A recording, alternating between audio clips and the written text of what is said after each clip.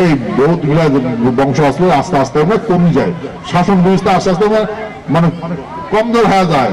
আর তখন আস্তে আস্তে নিজের রাজাগুলো নিজের ডিফেন্স দেওয়া শুরু করে, তখন বিভিন্ন সভ্যতার আক্রমণ হয়। সেই জন্য এই রাজবাড়ি থেকে যেতে গেতে বহুত টাইম হয়, লাঞ্ছিত হয়ে যায়। সেই জন্য নিজে নিজের ডিফেন্স দেওয়া শুরু করে দিয়েছে, নিজে নিজের শাসন ব্যবস্থা শুরু করে দিয়েছিল। এমন করিয়া আস্তে আস্তে আমার শাসন বিধি ব্যবস্থা কুচবিহার মহারাজার শাসন বিধি আস্তে আস্তে কমে। 1773 সনত মহারাজ ধ্বজেন্দ্র নারায়ণ পিরিয়ড এই আমার রাজবাড়ির নিয়ম ছিল যে রাজবাড়ি হচ্ছে মহারাজা, কুচবিহার হচ্ছে মহারাজা, বাকিগুলো রাজা। এই বৈশাখ মাসের না রাজকীয় সেলিব্রেশন হয়েছিল, তো সব রাজাগুলা ডাকাইছে, আর রাজাগুলা আসে মহারাজা ভক্তদের নজরানা দিছিল, ইসলামী দিছিল। বাদশার দিনও বন্ধ থাকছিল, খরারের দিনও এটা করছিল। তখন তো মাসে রাস্তাঘাট না আসলো, হাতি ঘোড়া দিয়ে নদী নদী পাল হয়েছে। এই খরারের দিনও রাজা মহারাজার সাথে দেখা হয়েছিল। পীর নিজের খবর টবর করে নিজের দেশ গেছে, পীর 1 বছর আর বন্ধ, পীর 15 বছর এমন করে চলছিল। তো ভুটানও না ডাকায় নাই রাজবাড়ি। তো ভুটানের তখন রাজা ছিল না, ওরা তো সর্দারি প্রথা ছিল, সর্দার। ভুটানের রাজা ছিল না। তা ভুটিয়া গুলা না ডাকায় নাই রাজবাড়ি, কারণ ওনারা একটু ব্যবহার ট্যাবহার অন্যরকম, তো হ্যাঁ পোশাক পাশো অন্যরকম। তো সেই জন্যে উমাক এই রাজা ভাত খাওয়া বলে একটা জায়গা আছে, রাজা ভাত খাওয়া, ওটা কোনো ডাকে নিয়ে আমাকে সুর মারি ভাত খাওয়াইছে, রাজা ভাত খাওয়া। এই রাজকীয় সেলিব্রেশন রাজবাড়ি হওয়ার পরে এই 15-20 দিন বা 1 মাস পরে ডাকে খাওয়াইছে, ভাত খাওয়াইছে। এটা নিয়ম ছিল পরম্পরা। ওই জঙ্গলের ডাকে আনে খাওয়াইছে, ওরা জঙ্গল থেকে নামিয়ে এসে তোমরা ভাত খাইছে আর কি। আর মহারাজা ভোট গিউ টিটগুই এগুলো দিছে, কিসমিস টিসমিস এগুলো দিয়েছিল। তো মহারাজা ধ্বজেন্দ্র কমজোর দেখছে, এত কমজোর দেখছে, তার মানে ক্যাঙ্গটিয়ার বলে রাজবাড়ি তখন যখন পুজো হয়, সেলিব্রেশন হয়, ওই চিন্তা করছে এগুলো মানুষ কন্ট্রোল করা লাগবে, ডাকামো না ডাকামো, ডাকামো না ডাকামো। হ্যাঁ কমজোর হয়েছিল, তারপরে টের পাইছে মহারাজ কেন এলাম আমাকে না ডাকায় খাবার। রাজবাড়ি কমজোর হয়ে গেছে, সকাল সকাল কমজোর উঠতে হয় না কথা। যার কমজোর আছে বেশি জোরে মাসে তাকে সাপ দেয়, তেমন কাহানি। মহারাজা তখন মহারাজের উপরে খারাপ দেওয়া শুরু করে। তো মহারাজা ভাবছে যেহেতু আমাকে ডাকাছি বলে হয় এবারও কম, ওই ডাকে করতে ওই অবস্থা দেখিয়া মহারাজা ধ্বজেন্দ্র নারায়ণের এই অবস্থা দেখিয়া ওই ভুটিয়া গুলা না মহারাজা বন্দি করে নিয়ে গেছে, ভুটান নিয়ে গেছে। নিয়ে যায় সমস্ত এলাকা শাসন দিতে শুরু করে দিছে। রাজকীয় বিধি ব্যবস্থা নিয়ে মহারাজ যদি পরাজিত হয়, সেই দেশটা পরাজিত হয় না। তোমরা উমার নিজের মহারাজক বন্দি করে ফেলাই, উমারের মহারাজক বন্দি করে ফেলায় কুচবিহার বন্দি করে রাজবাড়ি কাজে সবগুলো ভুটিয়া ঢুকে গেল। এই সবগুলো ভুটান শাসক গঠন করছিল একটা অল্প সময়। তারপরে আমার যে দেওয়ান ছিল মন্ত্রী, উমায় তখন কি করলে মহারাজা ধরি নিয়ে গেল ভুটানত। উমায় তখন এই রংপুর চলে গেল, রংপুর গেল। রংপুরের না ইস্ট ইন্ডিয়া কোম্পানির রংপুর জোন মানে আমরা শাসন করছিল। রংপুরটা কেমন করে ব্রিটিশে বলে ওটা আমার রাজার না খুড়াতো ভাইয়ের ওই বগত দিছে দেশ। এই রাজার ভাই গেদি গোষ্ঠী গুলো না জায়গা জায়গায় রাজা শাসন করছিল। তো ওটা কোনো শাসন করছিল, তো ধ্বজেন্দ্র নারায়ণ খুড়াতো ভাইয়ের বেড়া মানে রংপুরটা শাসন করছিল। তো উহারটা থেকে কাড়ি নিছে মুঘলে কাড়ি নিছে, ইসলামিক সভ্যতায় যুদ্ধ করে হারিয়া ওটাতে রংপুরটা কাড়ি নিছে। কাড়ি নেওয়ার পরে ওরা মোগল শাসন মুঘলানি বানাইছিল। আর ব্রিটিশ কোম্পানি তখন ব্রিটিশ ইন্ডিয়া মোগলের কাছ থেকে কাড়ি নিছে যুদ্ধ করিয়া। কাড়ি নেওয়ার পরে ওরা তখন ওটা রংপুর জোন ভিত্তিক শাসন করে। তো তখন 1773 সনত ওই যখন আমার ভুটান রাজা ভুটানে যখন আমার দাদা ঘড়ি নিয়ে যায় 1773 সনত, তখন ওখানে একটা কমিশনার ছিল। আর ব্রিটিশে না এই জোন ভিত্তিক শাসন করছিল, এখন তো আমরা স্টেট হয়েছে ভারত গভর্নমেন্ট, তখন আমরা জোন ভিত্তিক শাসন করছিল। একটা করে জোন দায়িত্ব করে কমিশনার ছিল, অত অর্থই নাই। তখন আমার মহারাজ বলে ঠিক আছে যতদিন আমরা তোমাকে টাকাটা দিবার পাই নেই, অতদিন তোমরা আমার কিছু মাটি দিলাম তোমরা নাও।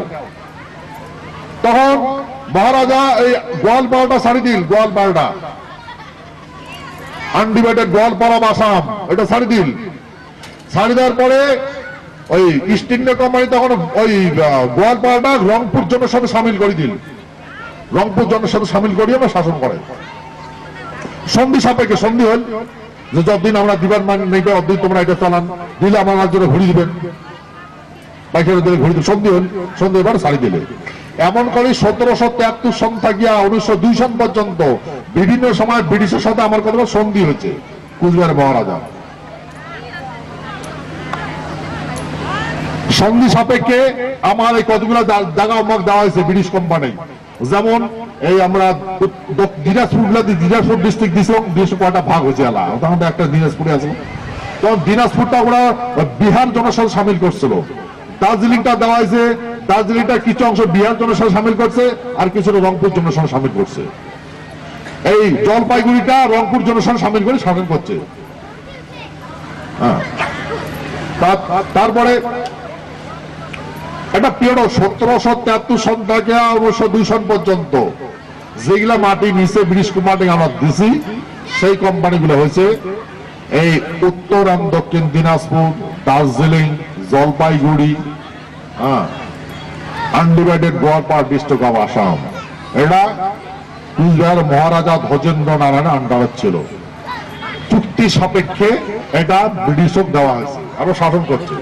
তা ব্রিটিশের না রানী ভিক্টর আমার মহারাজার মানে বেডা এই পুষ্যপুত্র করে খুব দেখতে সুন্দর আসলো, ওই জন্য কোলা নিয়ে বেডা করছে, বেডা করেছে ভিক্টর, রানী ভিক্টর। তখন থেকে আমার ব্রিটিশ সাগাই এই ব্রিটিশ সারা বিশ্ব গোলাম বানাইছে, সারা বিশ্ব, সারা দুনিয়া শাসন করছে ব্রিটিশ, আমাকে শাসন করে নাই। আমরা বিশ্ব জগৎ মানব সভ্যতা সৃষ্টি লড়াইতে স্বতন্ত্র রাষ্ট্র হিসাবে বিশ্ব চির পরিচিত ছিল। ব্রিটিশ কোম্পানি আমার মহারাজা যখন লন্ডন গেছে 36তম সালামি দিছে ব্রিটিশের সম্রাট। পৃথিবীর কোন সম্রাট, কোন রাজা, কোন দেশ ব্রিটিশের সালাম করে নাই, এই কুচবিহার করছে, ভক্তি দিছে 36তম সালামি দিছে, ইতিহাস সাক্ষী। কথা এই জন্য আমার কুচবিহার মহারাজা হাইনেস কয় ওই যে মহারাজা আমার গোষ্ঠী যে ভাই যে বেটা যে কথা এই কাহানি। আমার লন্ডনে তো একটা রাজবাড়ি আছে, লন্ডনে ওটা একটা রাজবাড়ি আছে, এখন বর্তমান প্রেজেন্ট হেরিটেজ হোটেল বানাইছে। আমার গায়ত্রী দেবী ওর বোন যে আসলো, মহারাজ জগদ্দেবী নানার বোন গায়ত্রী দেবী, রাজপুরের মাতা, রাজপুরের রাজমাতা গায়ত্রী দেবী জয়পুর থেকে বিয়ে জয়পুর বিয়ে হয়েছে, বর্তমান হেরিটেজ হোটেল। গায়ত্রী দেবী তো মারা গেল, রিসেন্ট মারা গেল, সবাই কাহানিটা জানেন। Historical fact.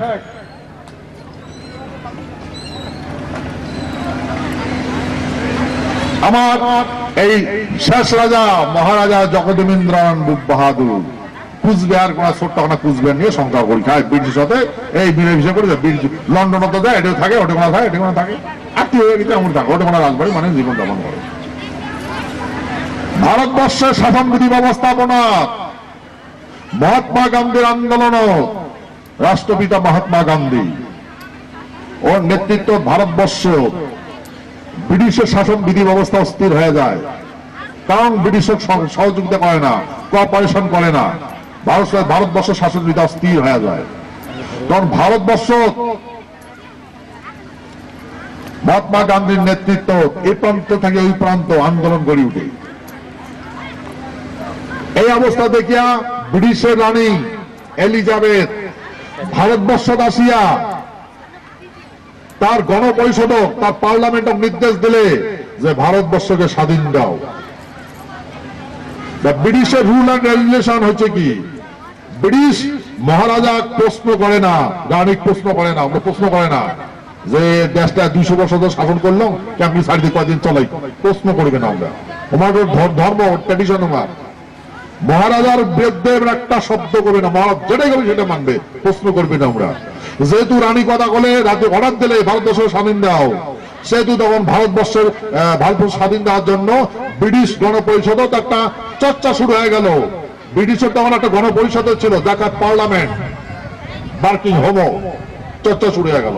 তখন ব্রিটিশের তখন মন্ত্রী পরিষদ একটা বিল দিয়ে আসিল ভারত থাকায় স্বাধীনতার বিল, স্বাধীনতা কে করে দেওয়া হবে, সেটা বিল বলে, ডাক বানাল। সেই বিলটা নিয়ে আসেন ব্রিটিশের প্রধানমন্ত্রী কিনে টেটলি 1947 সনে। সেই বিলটা পেশ হল পার্লামেন্ট, আর সেই বিলটা পাস হয়ে গেল 1947 সনে 18 জুলাই।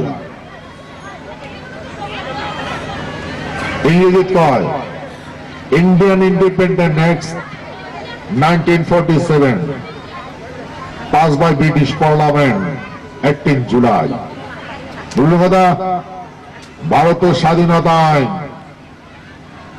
একটা ব্রিটিশ পার্লামেন্ট সমস্ত ব্রিটিশের এমপি গুলা বিল নিয়ে আসে, একটা পাস করিল। তারপর যখন ব্রিটিশের প্রধানমন্ত্রী ইমিডিয়েটলি, আর বিলটা পাস যখন হল তখন ওটা আইন রূপান্তর হল, আইন বানায়। সেই আইনটা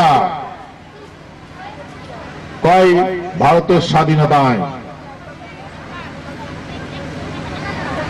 আর কেমন করে বানাল?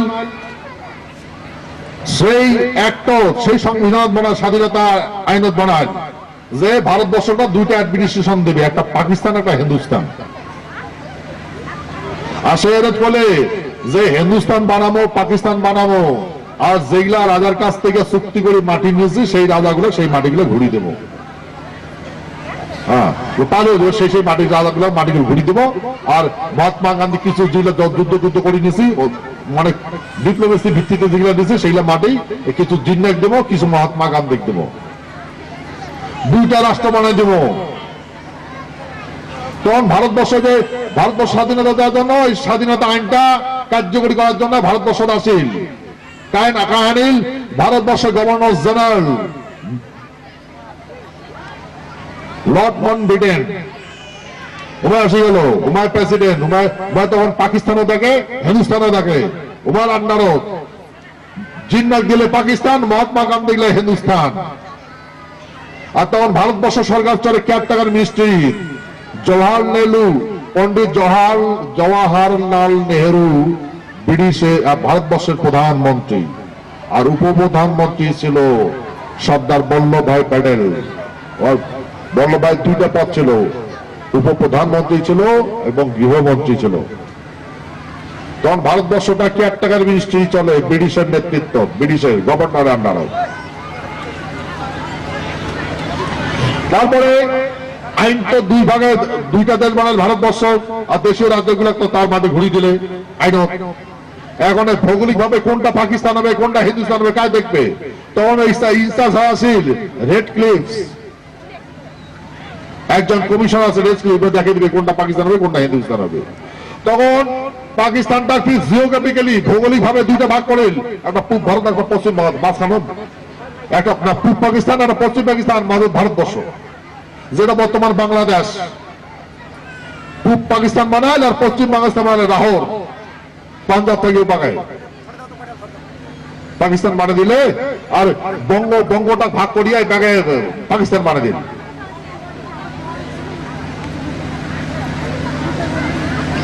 এই যে পূব পাকিস্তান, পশ্চিম পাকিস্তান, তার মধ্যে ভারতবর্ষ দুই টুকরা করে ভৌগোলিক ভাবে। এই কামরূপ ডিস্ট্রিক্ট থেকে পাবে ভারতবর্ষ, আর বিহার থেকে পাবে ভারতবর্ষ, আর মাঝখানে কুচবিহার স্বতন্ত্র রাষ্ট্র। এই মতো অবস্থা। ভারতবর্ষের উপপ্রধানমন্ত্রী এবং প্রধানমন্ত্রী পন্ডিত জওয়াহরলাল নেহরু, সর্দার বল্লভভাই প্যাটেল আমার মহারাজার সঙ্গে বিনীতভাবে অনুরোধ করা শুরু করে দিল যে মহারাজ, আমরা গণতন্ত্র পাচ্ছি, এই গণতন্ত্র রাষ্ট্রটা আমরা প্রতিষ্ঠা করবে যাওয়া লাগছি। মহারাজ, তোমরা যদি আমার এই ভারতবর্ষ সামিল হন, তাহলে তোমার সোনার দেশটা আমরা সহায়তা দিয়ে উজ্জ্বল করবো। মানে কথা কি ইংরেজি দেখা আছে, বাংলা কথাটা এটা, যে তোমার এই যে পরিপূর্ণ দেশটা আমরা আরো উজ্জ্বল করিব। সোনার সোহাগা দিলে উজ্জ্বল হয় না, তোমার সোনার দেশটাকে আমরা সোহাগা দিয়ে উজ্জ্বল করবো। মহারাজ, তোমার আমার ইন্টারন্যাশনাল বাউন্ডারিটা আমরা পহরা দেবো, আমার মিলিটারিকে পহরা দেবো মহারাজ। তোমার সমন্বয় সম্প্রীতি অক্ষুণ্ণ থাকবে মহারাজ। তোমার ঠের আমরা কিচ্ছু নিব না, আর তোমার বিকাশের জন্য আমার কাছে যখন যেটা চাবে তখনই দেবো। তোমরা প্রজামন্ডলীর সাথে আমার সঙ্গে যুক্ত হন। একটা নোটস হল, এরকম করে কথা হল লন্ডনও। তখন আমার মনে হচ্ছে ঠিক আছে আমি ভাইয়ের সাথে বুঝুম, ভারতের ভাই আসলো ইন্দ্রজিৎ। তারপর কিছুদিন পরে তো মহারাজ ইন্দ্রজিতের ভাই, মহারাজের ভাই ইন্দ্রজিৎ তো মারা গেল। এই লালকুটির এই দার্জিলিংটা না শখের টাউন, ওটা ব্রিটিশ আর আমার রাজা মিলিয়ে টাউনটা বানাইছে শখের টাউন। আমার মহারাজ আর দার্জিলিংটা আর ব্রিটিশ মিলিয়া শখের টাউন একটা বানাইছে, ওটা না পাহাড়ের মাথা।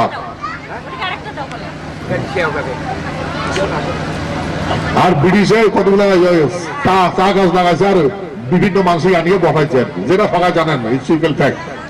আর ওরা নাগরিকত্ব দেয় নাই, কাজ করবে খাবে, কাজ করবে খাবে, বুঝলেন কথা। তারপরে এই লালকুটিরও আবার ইন্দ্রজিতের, মহারাজার ভাই ইন্দ্রজিতের অর্ধ জলা অবস্থা, তার ডেড বডি পাওয়া গেল। মহারাজ অসহায় হয়ে গেল, ভাইটাও মারা গেল। মহারাজ তো বিয়ে করে নাই। তারপরে মহারাজ সিদ্ধান্ত উপনীত হল যে ভারতবর্ষ তো কয়ে থাকে মহারাজ আমার সাথে আইসো, আমার সাথে থাকো, মহারাজ আমার সাথে থাকো। মহারাজ আপনি আপনার যেটা সভ্যতা পরম্পরাগত বজায় থাকবে আপনার রাজ্যের, তাহলে আপনারা যদি আমাদের সঙ্গে যুক্ত হন তাহলে আমরা গণযুক্তরাষ্ট্রে রূপান্তরিত হওয়ার বাড়ি বিশ্ব জগৎ ভূখণ্ডিত ভারতবর্ষ একটা হয়, জোড়া নাগি যায়, গণযুক্তরাষ্ট্র হয়, নাহলে তো গণতন্ত্র রাষ্ট্র যুক্তরাষ্ট্র হয় না। সেই জন্য আমরা সামিল হওয়ার জন্য ভারতবর্ষ গণযুক্তরাষ্ট্রে রূপান্তরিত হইল। মহারাজ এই কথা চিন্তা ভাবনা করিয়া ভারত সরকার আলাপ হওয়ার পরে হইল কথাবার্তা হল 1949 সনে 28 আগস্ট, 1949 সনে 28 আগস্ট একটা সন্ধিপত্র লেখা হল। সন্ধিপত্র লেখা হল, দুইটাতে সামিল হবে, সন্ধিপত্র লেখা হল। সেই সন্ধিপত্র কওয়া হল, আমার মহারাজ কইলে যে কুচবিহারী ভাই, এই মুইয়া রাজা না হং, আমার পাশে রাষ্ট্র না গণতন্ত্র হয়েছে, তা মুইও তোমার গণতন্ত্র দেন।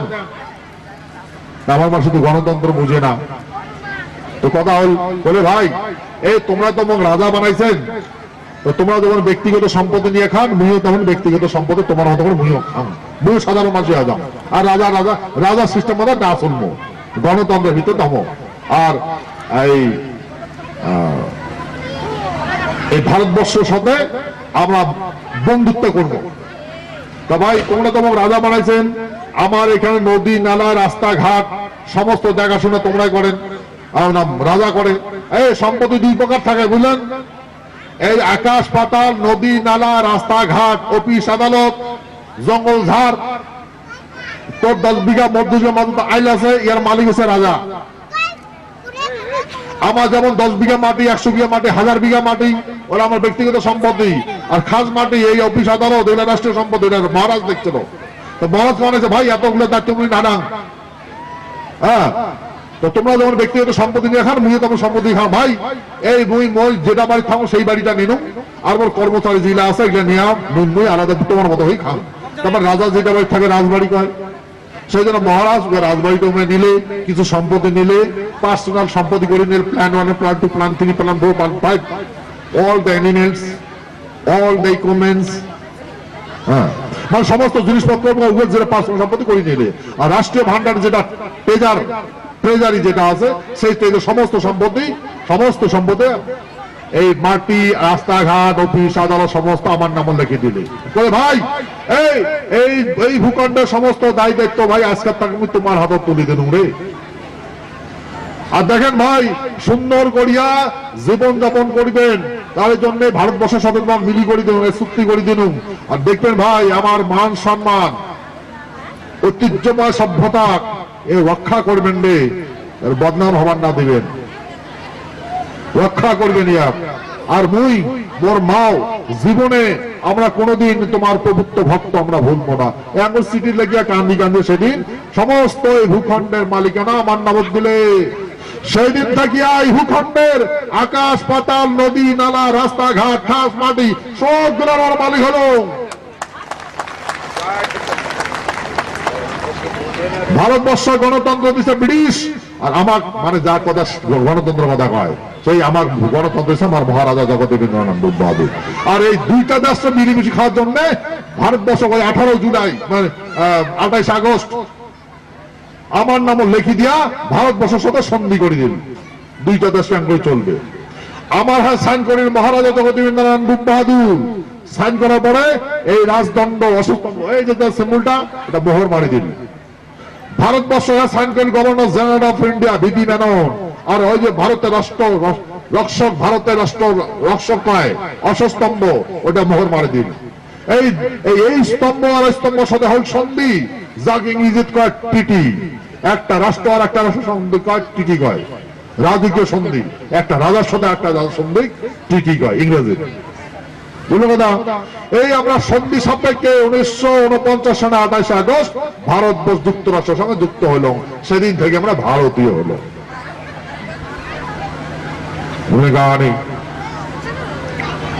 সেদিন থেকে আমরা হলাম ভারতীয়। আর আমার ভারতবর্ষ,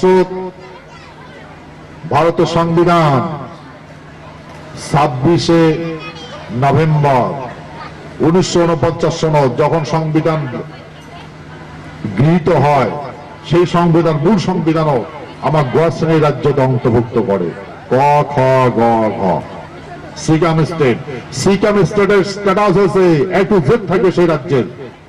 সেই রাজ্যে সমস্ত বিধি ব্যবস্থা আপনার অধীনে থাকবে যেমন তার আগত ছিল। বুঝলো কথা? এই কারণে বুঝলেন একটা সিকিম স্ট্যাটাস ভারত সরকার পরে কি গেল, এটা তুলি দিল, যেটা বর্তমান কাহানি আর কি।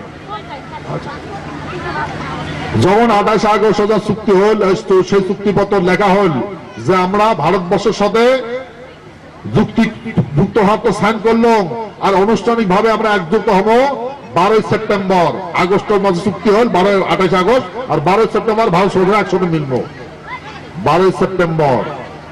12 সেপ্টেম্বর যেটা আমরা মিলবো সেদিন ওই তার আগত ভারতবর্ষ থেকে একজন চিফ কমিশনার পাঠাল, যার নাম হচ্ছে VI Nanjappa, chief commissioner of India VI Nanjappa Cooch Behar আছেন।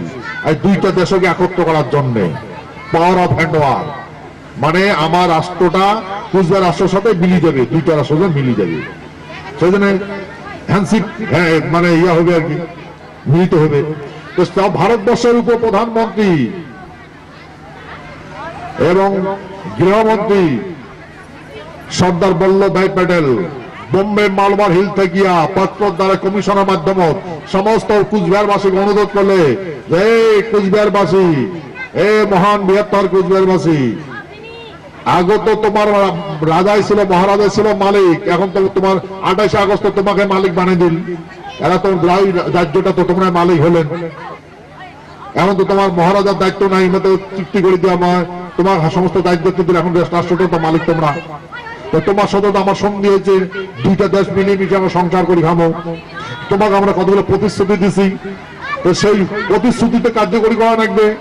তাকে তোমার একজন মালিক আসলে লাখ লাখ সবাই লক্ষ লক্ষ মানুষ, কোটি কোটি মানুষ তোমার মালিক হলেন, আমরা কার সাথে কথা কমো? সেই জন্য আমরা অনুরোধ করি কবার রাখছি যে তোমার সবাই মিলে দলবদ্ধ ভাবে তোমার কি কি লাগে এক মন এক প্রাণে আমার সঙ্গে কন, আমাদের চাও, আর আমরা তো কথা দিচ্ছি তোমাকে যেটা যাবেন সেটাই দেবো আমরা। সেই জন্য আমার যে কাজটা তোমার প্রতিশ্রুতি দিচ্ছি সেই জন্য পূর্ণ করে পাই, সেই জন্য তোমরা আমার সহায় করো। তোমার কি কি লাগে কন, আমরা দিব। কুচবিহারবাসী তোমরা ভারতবর্ষের শাসন বিধি ব্যবস্থা জায়গা দেব। ভারতবর্ষের শাসন বিধি ব্যবস্থা কোনটা জানেন না? Ministry of parliament, gov of India, ওটি করছে যথাযোগ্য স্থান দেবে। Status of ministry, cabinet, state, বলেন কথা জায়গা দেবে। শাসন বিধি লেখা আছে পত্র কথা, মুখে ভালো কথা পত্র আছে, ভারতবর্ষের প্রতিশ্রুতি আছে, আর্টিকেল আছে আমার ভাষণ নামা, এটা ভাষণ নামার কথা আছে, লেখা আছে। বলে আবার আপনার সাথে যেগুলো কথা আছে বর্তমান বলে কমিশনের মাধ্যমে করার লাগছে যে আমার ভারতবর্ষ তো গণতন্ত্র, আমার এখানে পার্টি হবে, আমরা এই 3 ক্লাব জিন্দাবাদ এগুলো করবো আমরা। তো তোমার তো রাজার দেশের মানছি, তোমার একটা পছন্দ না করে পারেন। সেই জন্য তোমরা সকাল তোমার সাথে কথা হয়েছে, এমন তোমার বিকাশের জন্য এমন নিবে, আর আমার কোনো পার্টি বাজি হবে, এমন এমন কোন পার্টি বিকাশ হবে, আর তোমরা তো এমন কাল তোমরা এক মনে এক প্রাণে যেটা লাগবে সেটা কর আমরা দিব। আমরা নির্বুদ্ধিয়া এই ভারতবর্ষের না পার্টির নেটু ধরছি, বিকাশ উঠতে আছে নিজের কাহানি তলব থইয়া পার্টি আর জ্ঞান নাই নাই। সেই জন্য আমার এই আজকে দুর্গতি হয়েছে। এই কার নাটু ধরি নাই রে, কার নাটু ধরি নাই? আমার ভারতবর্ষ গণতন্ত্র শিখায়, এই গণতন্ত্র আয় ভাই এমন নেটু শিখাই ধরবো ঠিক করিয়া হালসা ধর মাইয়া সব সবাই একবার করে নেটু ধরো বাজত, আর হাটো লাল নীল কাগজ দিছে, কাগজ ঠান্ডা টাকা কট করবো আর নেটু ধরবো শাড়ি না দেবো মাইয়া সা চলো ইনকলাব জিন্দাবাদ কি কি কি ভাষা করছে মানা কি কি বল শিখাইছে, দিতে হবে দিতে হবে নিতে হবে মরতে হবে খাতে হবে বাঁচতে হবে, কি কি নাই শিখায়। আসো আসো আসো আসো লড়াই লড়াই লড়াই চাই, লড়াই করে বাঁচতে চাই। বাবার কি কাহানি রে, একজন করে ঝাপতে ঝাপে নাচে কোনটা নাই যাই রে, এই ট্রাক ওখানে তুলছে আর মাঠ ভর্তি করছে। আমরা তো হালজা দড়ি গেছি, হালজা দড়ি পাশে পাশে যাই, আর মাঝে সকাল সকাল সকালে কুড়াই। আমাদের ভাই দাদা তোমরা কি কুড়ান, রাইট বুঝবো না চুপ, ওটা বলে বুঝা যায় না কি যে কুড়ি যাইতেই থাকে এবার টুকটুক করে কুড়াইতেই থাকে। আমার বলে ওটা বুঝা না যায়, বলে আমার বলে অধিকার নাই, বলে আমার গণতন্ত্র বলে না বুঝি হয় বোধহয় কিবা কুড়ায় কুড়ায় আমাকে তো কুড়িবার না দেয়। আমরা যারে নেটু ধরি কিছুতে যাবো না হারে যায়, ফির হারে যাবে তুই পাঁচ বছর মনে নেটু ধর, ফির নেটু ধরি ওই কান নেটু নাই ধরি রে।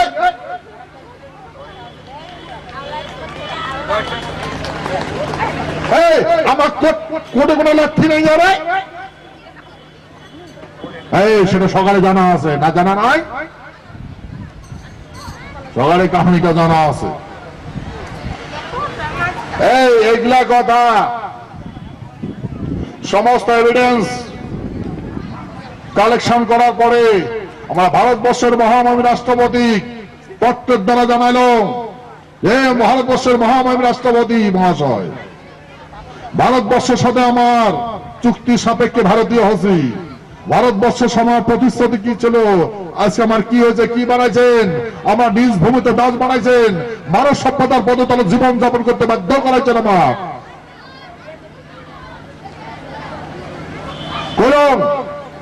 কথা কি আসলো আর হল কি? তখন ভারতবর্ষের মহামহিম রাষ্ট্রপতি আমার পত্র বিচার বিমর্শ করিয়া ভারতবর্ষের গৃহ মন্ত্রণালয় অর্ডার করেন, ভারত কুচবিহার সাথে যেগুলা হয়েছে কথাবার্তা হয়েছে করে দাও। তারপরে তো খুশি হলাম, মহামহিম রাষ্ট্রপতি অর্ডার করলে গৃহমন্ত্রী অর্ডার করলে তো করবে। আমার করলে যে ভারতবর্ষের গৃহমন্ত্রীর সাথে যোগাযোগ করো, কেন করে যোগাযোগ করি, অফিসতে যাবার না দে, ফোর্স নাকে ধুতে কথা কবার না দে, দেখা না দেয়।